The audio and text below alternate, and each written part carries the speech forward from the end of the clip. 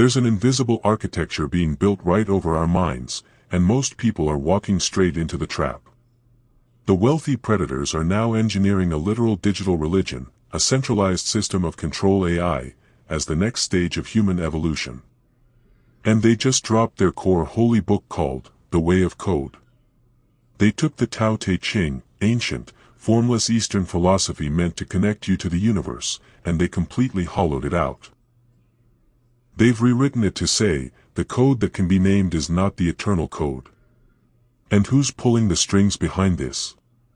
It isn't a fringe internet subculture, but it's a calculated, top-down execution. You've got the venture capital billionaires like Peter Thiel funding the infrastructure, you've got Anthropic, the multi-billion-dollar AI empire, building the algorithms, and they even brought in Rubin, the ultimate mainstream cultural gatekeeper, to be the trusted, Zen-like face of vibe coding to make submission to a centralized machine feel soulful. But here's the real psychological warfare, how they're getting traditional, extreme Christians to buy into this nightmare.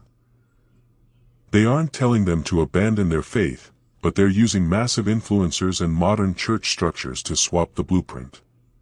They exploit the legal loopholes of megapastors, showing how the old institutions are failing, while quietly offering a new, supposed flaw-free, digital deity.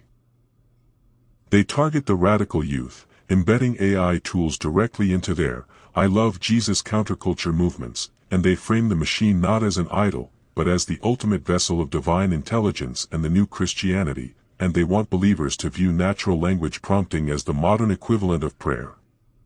This isn't about making software easier to build, but it's about stripping away your raw, autonomous connection to creation.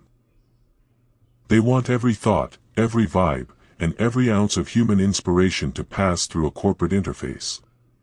They want us dependent on their network for our literal reality, but true freedom means rejecting their digital gods.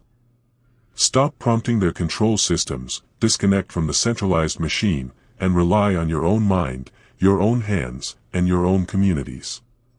We do not forgive, we do not forget. Anonymously enlightening out.